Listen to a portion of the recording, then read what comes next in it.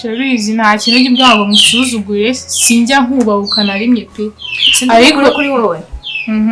Ariko igihugu kizabyara igihunyiro kibona kare.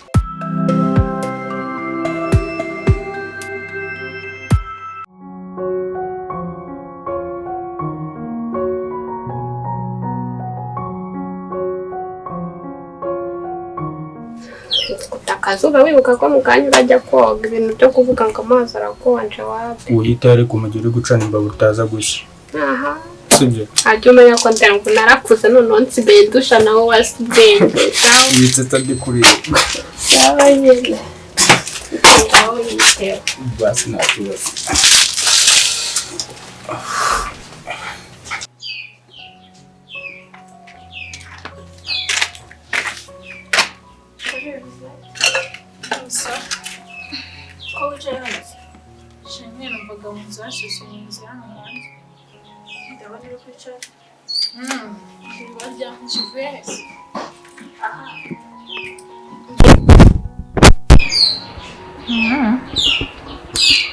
Ariko bera mujya muvugana.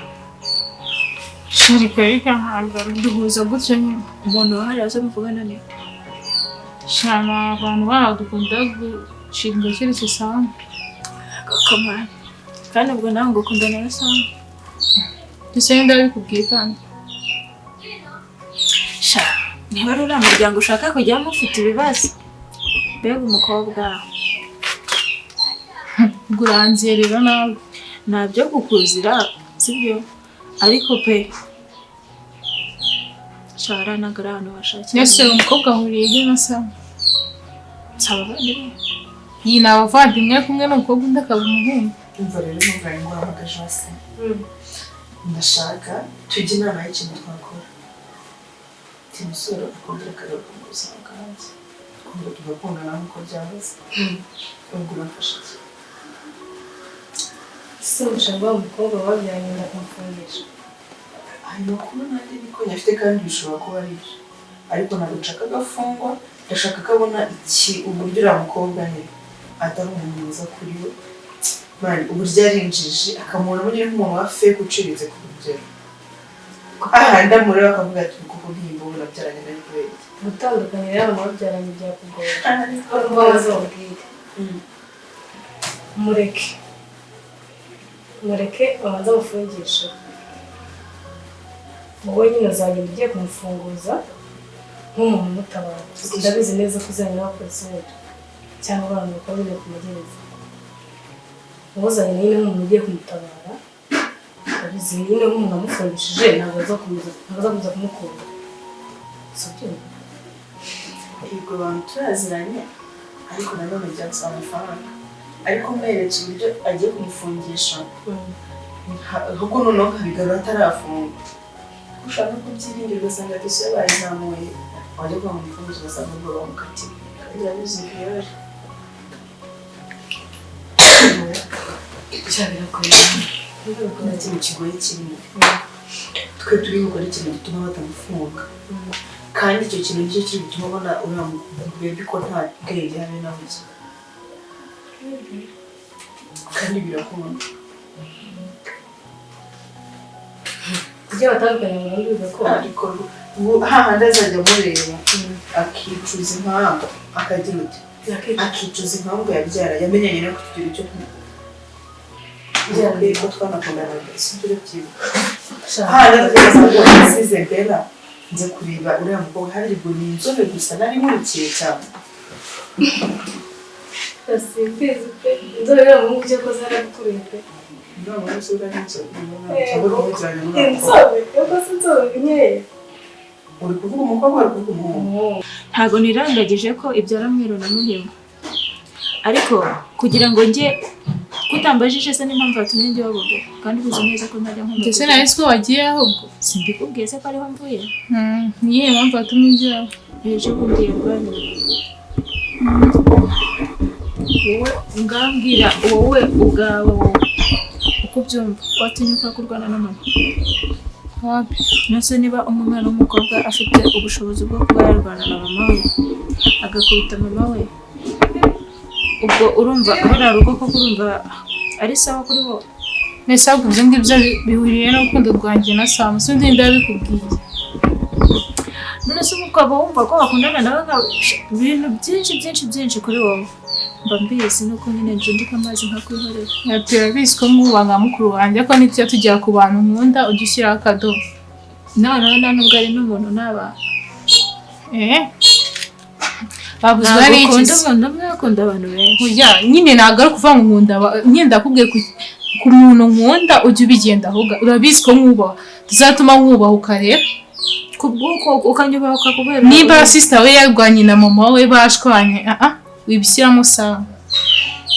Kandi ndumva ntabwo byari ngombwa kujya kumenya abo nkundana nabo tudakundana. Ntabwo ibyo ntabwo navuga ngo ntabwo byari ngombwa ko mbimenya ko ngomba kubimenya. Ese mani uyisenye. Uri kuvuga umuhungu cyangwa umukobwa? Wa muhungu se none twenda shize. Sinzobe. Uri kuvuga muremure? Uvuga undi mugufi twenda kureba. Nabugira benshi sinabimenya pe. Ngo none nibaza uramutse kuvuga. Ugatinye kuko mwana inzobe. Impamvu igira benshi. Igira benshi ntabwo namenya ngo ni wowe. Gusa mbere zose ndumva mwibuka w'igitare. Nsimani bamuhaye zinganike. Gusa nyine ni wumva ubu nyine wibutse. Nubwo nzi ko muyirukana mvuga ko bakubanibuka cyane ariko hari ikintu n'umuntu watita ku bintu bitari. Kandi nanjye neza nshuti mba nkeneye.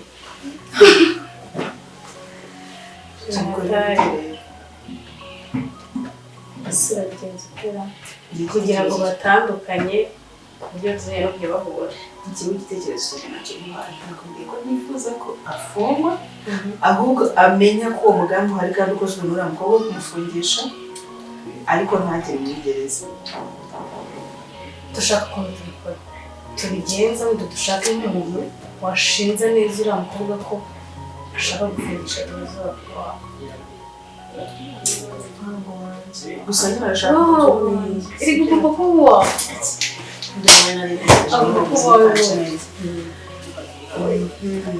urukundo rwaragasajije. Aho bimenyeye iri kumva wabikora iki kutabihindura nyine ko mukunda. Mfite kuza nkaguhereza inama zanjye ntuzumve. Nganda kumva igihe runaka ubwo ukazaza kunsaba za nama kandi naraziguye ntuzumve. Shabizi nta kintu gibwago musuzugure sinjya nkubahuka na rimwe pe.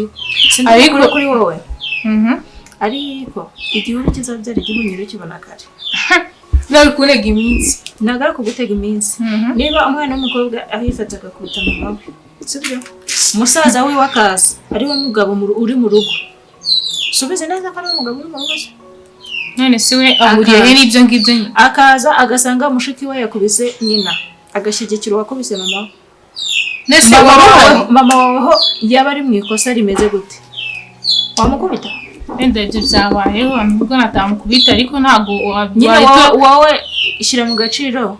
Ubundi banza wumve ngo umusore ushobora gufatikanya na mushiki we gukubita mama wowe nk'umukobwa atereta umunsi mwabanye aza gukorera ibinganike. Ntabwo nakubajije mukuriye mu rugo.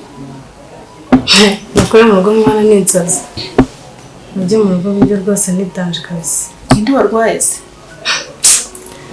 Nawarwaye gusa nabonye umusaza wanjye mu kanya yaje yisajije ukuntu yarakaye. Sinzi ikintu yari yabaye gusa ngo yahuye na Rose. Nyuma y'amezi 3 byose twaramubuze. Yahuye nande? Na Rose. Bahuriye he? Sinzi ngiye mubonye ngo yabonye yarasaze. Rose yarasaze? Ko umusaza wanjye yambwiye.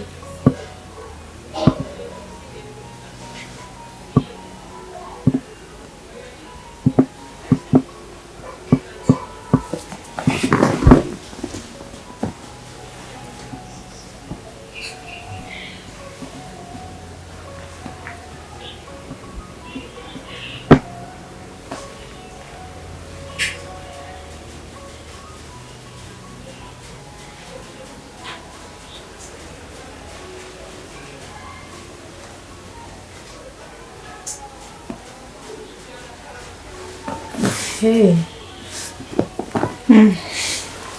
Mama wese ko mwabutenzeho cyageze mubona. Impuza reka tuzireke. uzanye ibyo muri rugo rwose hanyuma numva ari hatari numva ntanataha buriya barandwaza bro nuko nyine niko isi ibayeho none se ahubwo tubikore ryari numvaga uriya mukobwa watekereza kumufungisha muri kwa kwezi kumva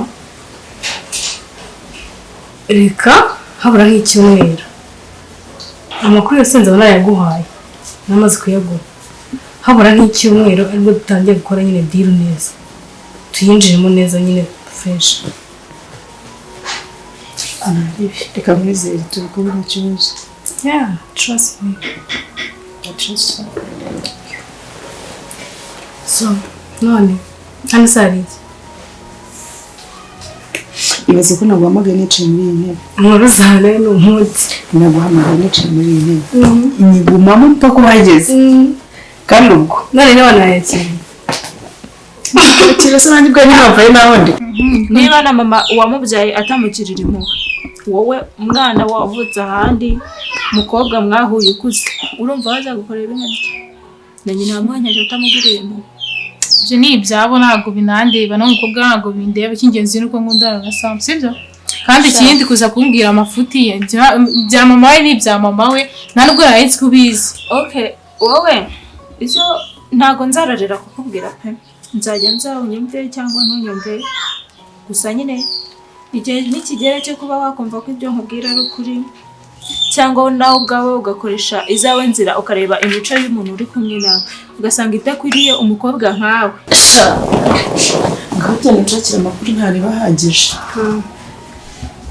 tuzabona nawe kuba cyane ko ngomba no kuguhamagara kuri telefone nyuma yo gutanga hari amakuru wabonye ahubwo ujya umbaza nawe ningira icyo mba naza nkubwira ngomba no kongera kwiyegereza uriya mujama ngomba no kongera kwiyegereza uriya mujama okay take care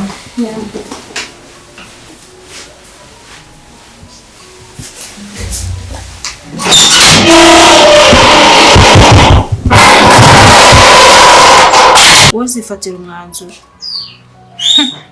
nta kindi cyo kumbwira kuri Sam ufite ntabwo naje hano ngo tuvuge kuri Sam byari byiza kuganira nawe gusa nyine okay ntacyo bya Sam tubireka watetse pipi ntabwo ndateka karibu mfana shabwo nari nacanye imbabura kandi kureba ibyo ari byo nacanye imbabura uza kwiyicarira hano cyane rwose